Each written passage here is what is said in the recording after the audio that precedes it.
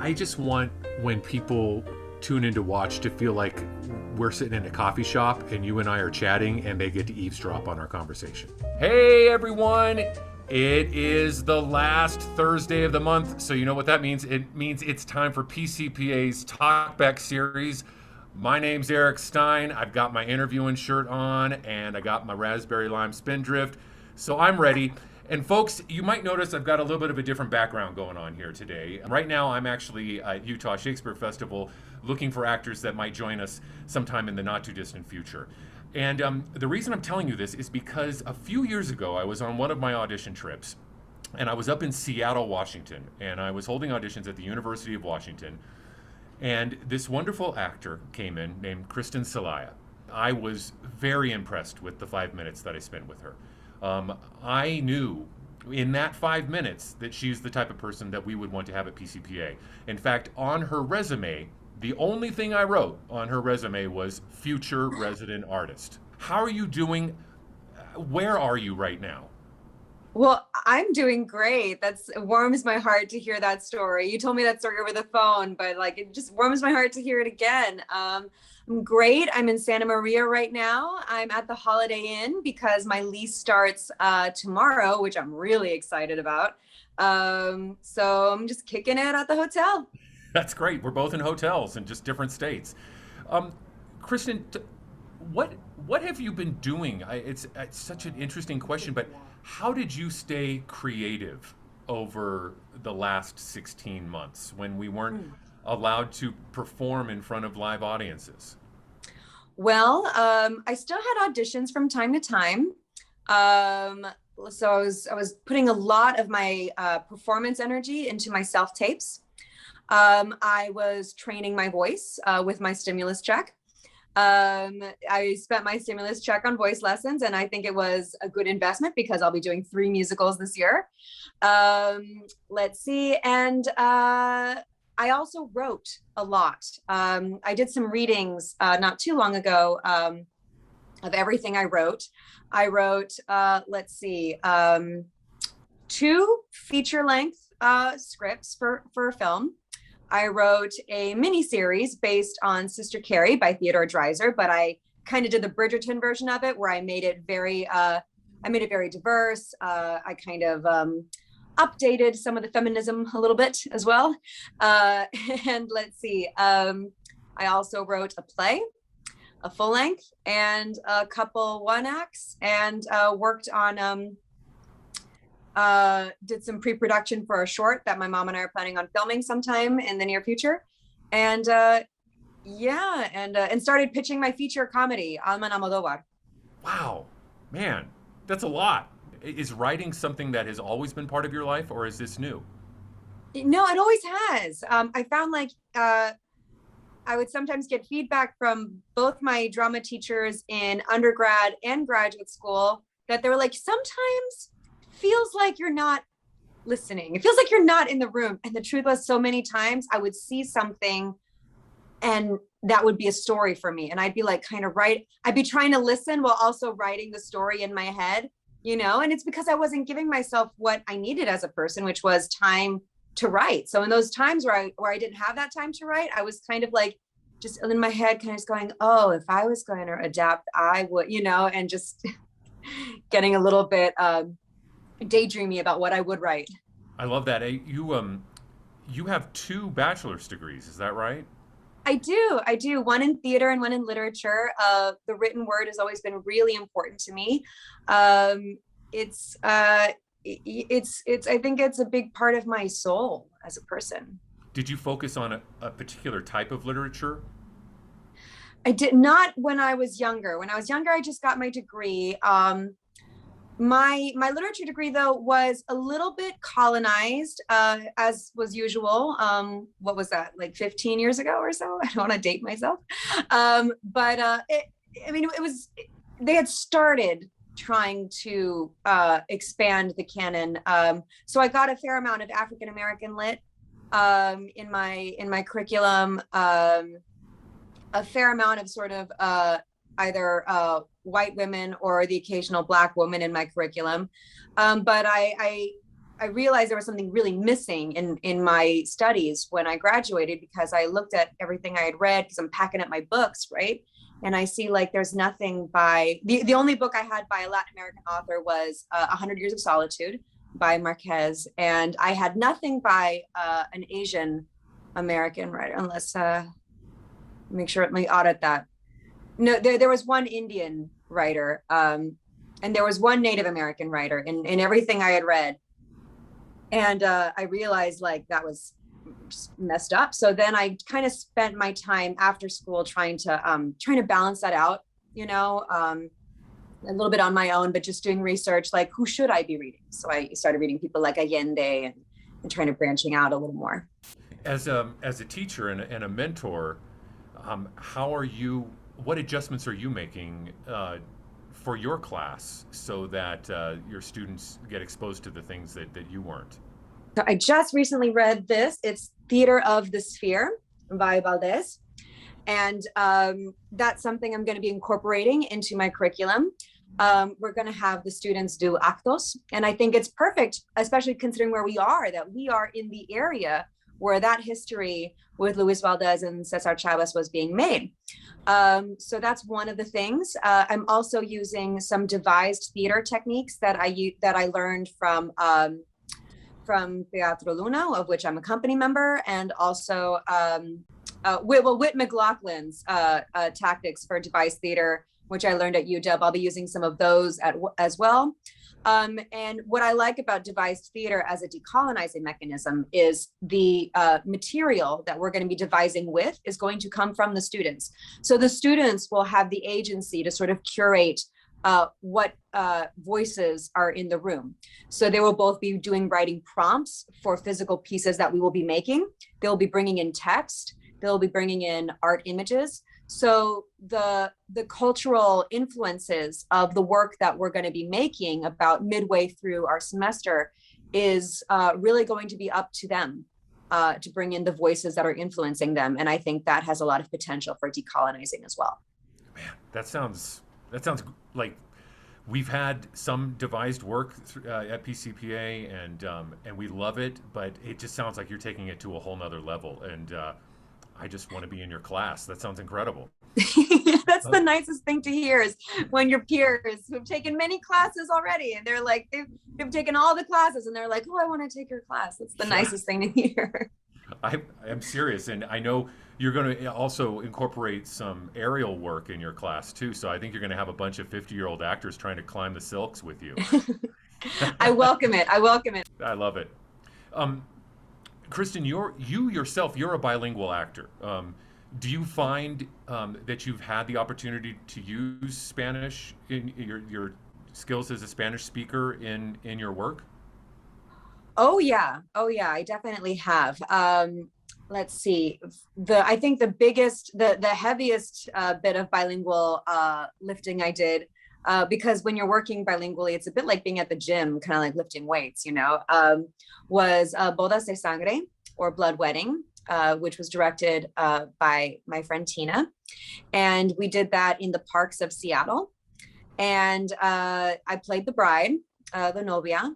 And speaking Lorca is just like such a privilege. And, you know, we did this production for just such a variety of people. Some people like artists in Seattle, a few homeless people, some families that were bilingual families as well. So that was just such a privilege to be able to bring Lorca to the people, you know. That's beautiful. Am I right in thinking that you worked with Jose Cruz Gonzalez as well? Yes, that was the music there was bilingual. There was so my character Lucha in American Mariachi at Arizona Theater Company, she didn't have a lot of bilingual lines, but the music, the mariachi music, was in Spanish. Yeah. And yeah, my audition that I did for that Barca de Oro, is like, my mom will sometimes be like, Christen, sing Barca de Oro for me. And I'm like, Mom, American Mariachi was just one of the privileges of you become an actor, you know, you hustle and you go through such turmoil and struggles so that you can get a job like that. You know, because when you get a job like that, like American Mariachi, suddenly like all of the tears and the broke months all of a sudden are just, it's all worth it. Yeah, so great, so wonderful. Hey folks, I want to take a quick moment and acknowledge our sponsors. Suzanne and Ron Levy sponsor the Talkback series, and they sponsor so much more at PCPA. They're unbelievable supporters and have been for decades, and we can't thank them enough. What was that opening an email from this guy, Erik Stein? Was there a sense of, who is this guy? Is this fake? What's going on here?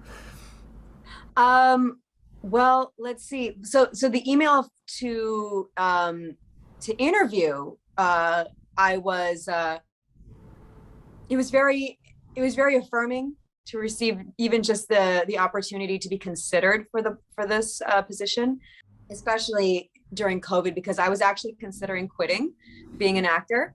I had just bought a book about learning how to be a building inspector. I mean, talk about like changing tracks, because I was so defeated from 2020. I was like, all right, maybe I'll be a building inspector, you know? And so I got that invitation to interview, and it was just so affirming. I want to go way back to the beginning. What's your earliest theatrical memory? The first time you can remember being in a theater, whether it was in the audience or on stage. What's your earliest memory? Well, I would say my mother's earliest memory would be the time I fell asleep on stage when I was 3.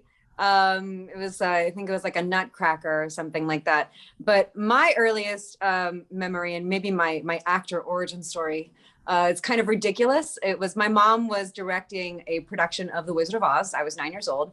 The theater being nepotistic as it is, my mother asked me, what role would you like to play, but you can't play Dorothy? You can't play Dorothy. She's like, it's the lead, it wouldn't look right, and you're not old enough. And I was like, I want to play Toto. And she was like, no, Toto. She's like, no, we're just gonna have Dorothy carry a stuffed animal. I was like, no, I want to be Toto. And my mom was like, okay, all right, you will play Toto. And so the funny thing was I had not been told ever the difference between rehearsal and performance, right? Like that you don't try new things in performance. But I was determined to be the best Toto I could be. And so I thought I invented the method. So I would like go around the house just being a dog. And like, I remember eating my breakfast as a dog, and my mother was like, no, sit at the table like a person. And I was like, woof, woof. And my mom, was chastising me, and she smacked my little hand. And then I broke character, and I said, I need you to respect my process. And if you're going to spank me, I need you to use a roll of newspaper. And then my mom was like, what? So then opening night comes. I'm still trying to delve into the character of Toto. And I think about the scene where Dorothy sings Somewhere Over the Rainbow. And I'm like, what is this scene really about? Because I'm taking everything that I'm getting, like teaching wise, to heart. I'm taking it all very seriously. And I realized, well, this whole scene is really about Toto just going for a walk. What do dogs do when they go on walks? They pee. And I realized I go this whole scene without peeing. Toto has to pee at some point. So it's performance, it's our opening. Dorothy's gotten to the climactic moment of Somewhere Over the Rainbow. And I'm like, this is the moment. This is the moment where Toto pees. And so I pretended, and I had like a cast on because I had a broken arm. So I lift my leg, I pretend to pee. The audience starts laughing. My mom thinks I'm just doing that as a joke, but I was sincere. I was sincere and stupid. And my mom was like, where did that come from? And I was like, it hit me, Mom, it hit me. That's what the scene's really about. And then she goes, okay, Christen, you don't introduce new material on opening night. That's for rehearsal. If it doesn't come to you but in rehearsal, it doesn't get to be in the show. And I was like, oh, I didn't know. I'm sorry. So that was That is so great. That is amazing. You took a part that was going to be a stuffed animal and turned it into the lead of the show. That's what it's about. I stole the show. We are the heroes of our own story. That's it. I love it. Your mom sounds amazing. Tell me a little bit about your mom. Is she is theater her profession, or is it just her love? So she used to be an actor for a brief time, but she's an academic now. We are co-collaborators. We both work on our production company, Poco Productions. We are both pochas, which is it's a word used in Spanish, although its origin is from a native word, and what it means is like it's come to mean like a very Americanized Mexican American person. We take pride in that, and so that's why our company is Poco Productions, which kind of harkens to like kind of like the through line of our identity in our work.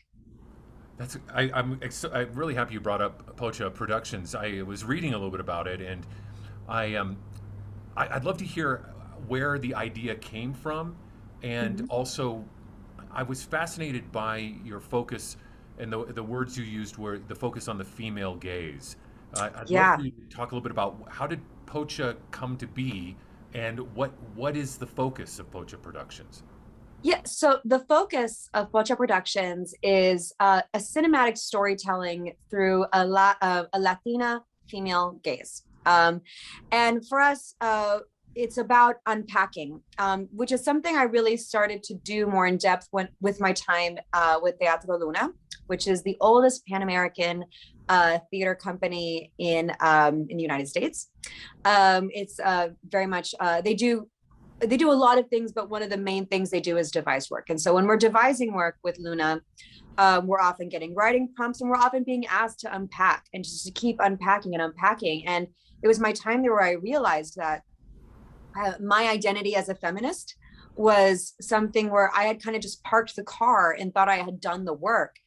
And it was when I was unpacking with them, I realized like there was so much unpacking to do in my life, and that it would never be done. It was when I realized that when you're trying to like raise your awareness and just keep like auditing your gaze of all your implicit biases, that work is never done, and how exciting that is that work, because when you realize that work is never done, then you realize you're always going to have something to talk about. You're always going to have a story to tell that's important, that's like now. And so I started to realize that even the way I, as a woman, look through the world with my own eyes was so entrenched in a masculine point of view, right? I was seeing myself as men see me. I was seeing other women as men see them. And what that really means is that you're not seeing the world as a woman sees it. You're not seeing yourself as a woman sees you, right? So, and realizing that there's a distinct difference there, because there's so much implicit bias connected to being a woman. And so that's what the work is really centered on.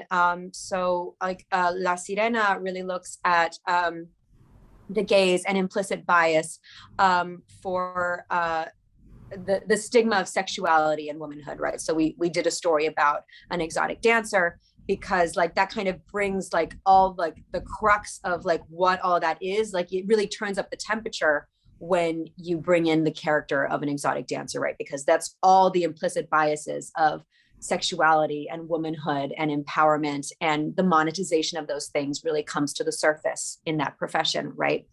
And then for our most recent film, which is a stoner comedy, which we just premiered 2 weeks ago in Mexico City, is one of our taglines is pot versus the patriarchy, right? And the reason why I chose the stoner comedy genre is because stoner comedies are very political, right? And it's a way to kind of get people to eat their vegetables, but make it like sweet and funny, right? So we're laughing at microaggressions instead of just, yelling about them.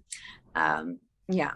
Wow, I can't wait. I think we should do a movie night. Yeah. Can you tell me what comes to mind when I ask you what's your most impactful theatrical memory? Road to Mecca. Yeah, Road to Mecca. Yeah, my mentor from undergrad, who was actually one of the first people I called when I got the job at PCPA. I haven't seen her in 15 years, and I still fangirl over her. Ridiculous, because I love her so much. Carol Mayo Jenkins. She teaches at the University of Knoxville, Tennessee. this production of Road to Mecca was in the round, and they also the set design was amazing because they turned the entire audience into part of the set. So you know how Helen has, if you're familiar with Fugard, she makes all these statues that I think in most productions you don't see the statues, but they're referred to very often, right? Well, they made the statues that Helen makes and they placed them all throughout the audience in the round. And then like her land, so like you're sitting on set, right? Which kind of, so when you entered and you took your seat, you already felt like you were part of the story. But then what really made you part of the story was Carol's performance, specifically, because the light and the light that exuded from her as Helen, and because she's struggling with depression, you know, she tries to take her life, but she's this artist, and you know, in the twilight years of her life, and just like everything that just exuded from Carol, I was like, I didn't know humans could do that. And that's when at that time I was kind of thinking of studying. My brother has autism, and I was working at the time to pay for college as a therapist, an ABA therapist, applied behavioral analysis. So I was thinking of going into child cognitive psychology and becoming a professional child therapist, but which is a noble profession. However, when I was watching this production, it took my heart, and it kind of made me do like a bit of an adjustment. I felt like there's so many times in my life where I thought, I don't want to be an actor. I want to do this. I don't want to be an actor. I'll do this. But then something just pulls you back in, and then you end up being an actor. As someone who's about to be a mentor to many students, talk about your mentors and what they've meant to you. Sure. Also, Kathy Madden from UW. She's the Alexander Technique teacher. I have her book actually right here, so I'm going to plug it. This is Integrative Alexander Technique Practice for Performing Artists. I highly recommend this book. I put my favorite bookmark in it as like a little act of, wait, can I show it to the camera? A little act of love.